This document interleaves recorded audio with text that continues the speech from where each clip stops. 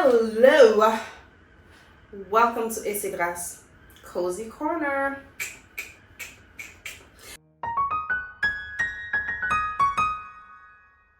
Episode 9 and 10 of Namsoon dropped this weekend. We are in. First of all, am I a genius or just the best friend of the script writer? I think we went to the same school, that's what it is. Let's get started. First of all, the ghost not getting caught, nobody realizing that she is the daughter is the biggest joke of this show. Is the proof that this show is really trying to be lighter than I took it, not as serious as I took it. This show is not taking itself seriously. And I'm not disappointed, that's why I'm here, but I guess I took it too seriously. Well, let's just get into it. The computer was clean, guys. All alert!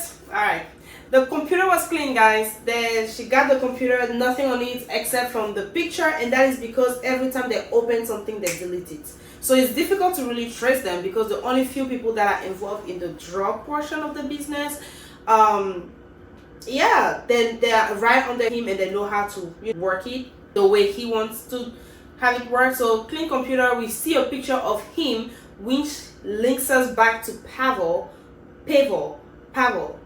It's a Russian drug mafia organization, and they're into child trafficking, and they make human weapons out of the children, train them to kill, and bad guy number one, is exhibit A of that. The mother and the daughter seem to communicate well in terms of the investigation and like the things to do. I'm glad that mom went to daughter to be like, where is Hui, and all those things, and that she reached out to Huajala talked about, because I wrote the script, guys. I wrote it. I know it was supposed to be a secret, and yeah, not really, but it was good. So that and not that, mom and daughter do talk well. Mom and dad don't talk. They don't co-parent. They don't communicate. They don't share information. They don't make sure the other child is fine. Why is everybody ignoring the son?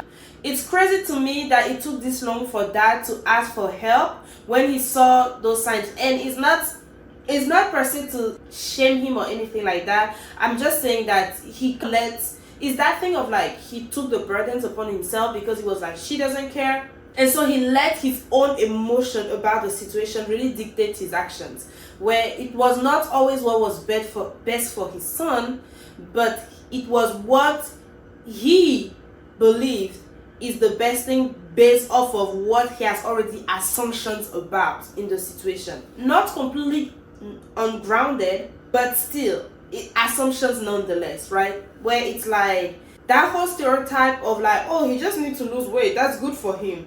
And if nobody is like saying anything, it took like 2 full episodes for dad to go from like really worried about his son, to actually sharing the information and asking for help. Why? You guys have help around? Reach out, please, reach out, ask for help. I don't know why this funny show is so serious, but ask for help. This is bad.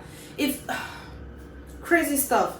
But yeah, so they don't talk, and the consequence of that we're gonna see in episode 11, really, because I think from the preview we saw, episode 11 is about to go down to the consequences of everybody's action, reaction, and lack of action. I said it. All right, mom as a strategist, and the fact that she talks with both daughter Namsoon and detective Hishik, the fact that she communicates with them, and she has plans, and she knows, like, she's just like, no, I'm just gonna provoke him because I know I'm reckless and I work best as myself. She knows her strength, she knows her weakness, and she knows when to use it. However, a big weakness of hers is underestimating the other party because she is so strong. Again, y'all are sleeping on Brett's song. He is meant to be like this joke. I don't think so. I I don't think so.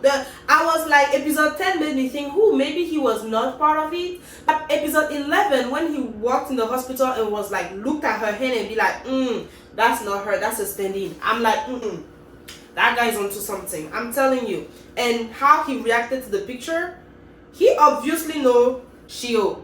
And Shio in Russia is Pavel. Are the two of them fighting to be heirs of Pavel and take over the whole mafia? Fishy. I'm telling you something fishy. But as far as we know, bad guy number one, Shio is the boss and probably the heir. Sorry. And probably had to go through like a lot as a child, child trafficking. These are heavy topic for a live show. I'm just saying, like, let's go back to something funnier. Ish. Grandpa landed straight into the hospital. Pun intended. Because as soon as he landed, Grandma was like, come here. Let me punish you for living for 10 years. Straight into emergency surgery. When daughter was like, but you cannot use your strength like that. She was like, you see? My strength is still there. So even your ancestors agree he needed that punishment. Well, meanwhile, she's acting more and more like a teenager in love. Hey, emotions and feelings and hormones, and it gets all of us, guys. It gets all of us. However, while Grandma is busy with her relationship, you're trying to not two-time while she knows that she was married, and while mother is trying to save the world and daughter is trying to save the world, I guess, nobody is checking on the son. The only person that is checking on the son is not sharing the information. And again, consequences, episode 11. The episode 11 should just be named consequences, because at this point nobody checked on the son. And are the narcs all this naive? Is it like a thing where narcotics department can really believe that somebody that took a drug that they just tested to be like really potent, really scary, really shady, does not leave a trace, makes you drink a lot until you die, believe that somebody can really just get up and out of it? And why is nobody checking on the chief detective? Nobody really checked on the team leader until it was too late, because they just assume, yeah, he's the big guy, right? He got this. Well, the investigation is going well. They got a product, and now it's not the mask, it's feathers. And it's kind of late, because now it's gonna go down. It's gonna really go down. All the consequences, guys. All of the consequences. Mom provoked Shio tried to kill mom. Mom was like, you cannot have me. And daughter is like acting like, yeah, I'm on your side. And in her heart, she's like, I got your back. I'm gonna snap your back is what I'm gonna do. I'm gonna snap it, because how dare you try to kill my mother. And what we have learned in those 2 episodes, a lot of information about the whole trafficking and the whole background story and all of those things. We have learned a lot. Number 1, Pavel trained weapons, and by weapons I mean children. That is very sad, but unfortunately we have heard stories of that in real life. Not going to go into it, but hopefully we can. It needs to stop. Anyways, number 2, antidote business, as in they are selling the problem and the solution. Talk about great business idea, minus the fact that they're only selling the solution to the very filthy rich people. And speaking of filthy rich, we know who the next consumer is about to be, because she's filthy rich and is not checking on her son. And here is talking like, no, you just need to lose weight. That's fine. Diet? That's fine. He's not at work for weeks? That's fine. Are you people okay? Huh. Yeah. Mom and Ishik communicate a lot. That's good. She gives report to mom. Mom gives information to Ishik.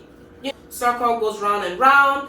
And she is a point of contact for him to infiltrate things like Heritage, the organization. Speaking of Heritage, I think the head of Heritage is like trying to be like the mistress of Shio, which is why she doesn't like Namsoon, because Shio wants Namsoon.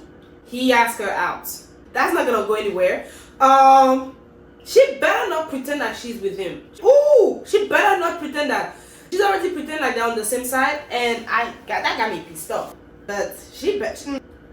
And speaking of, he wants to date Namsoon.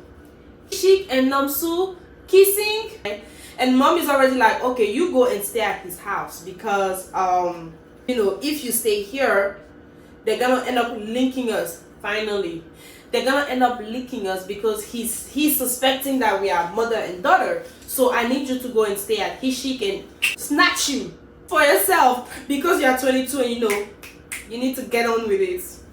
And she's like, I'm gonna go and carry Gambi, and she's like, oh, she's my daughter. This is the human we are talking about, but let's just go, because if we flip this, that same conversation, and it was two men talking about a girl, the internet, let's be going. But I think it's kind of the point of the show, right? Trying to flip that and see, is it so fun now? No, it's not, but carrying on. I already said that nobody cared about the chief detective consequences, episode 11. Now we also know that real Shio, which we already knew before, but now everybody knows that real Shio is strong. Real Shio takes drugs, but real Shio is not affected by the drugs, which means he's taking the antidote. All of those information is now out in the open, so it's gonna be, very interesting. Dad finally went to the detective to ask about the drug he's taking, and now trouble has started because it's too late. He is now an addict and he will need the antidote somehow, and the problem with that is gonna come expensive. Guys, in all honesty, we all have like people around us that we consider to be super close to us, that we really care about, and they may be good at something or another. It doesn't really matter what their strengths or weaknesses are, but we can and we should be our brother's keeper. And in being your brother's keeper, you cannot assume that you have the answer for everything that they need. But if you can see that they need something, if they are unable to seek help, please do so. Be your brother's keeper. It's too important. Why are we getting into episode 11 with brother now like out? Detective is dead, according to the preview, and his chick is mad, and I'm like, but what are you mad at? I understand why you're mad, but at the same time, bro, you kind of like let him do that because you love and investigation and the business of life. And I'm just saying, guys, it's important. All right, we're gonna stop here. That was episode 9 and 10. It was a lot. I still need to go back. There was a lot of fun portions of it, and I didn't cover all of it. Go and watch it. Share in the comments, let me know what you think. Share it with whoever you know is watching this show with us, and subscribe please, like, and let me know what you thought about these 2 episodes in the comments. And I will see you next week, because 11 and 12, aka the consequences. See you, people.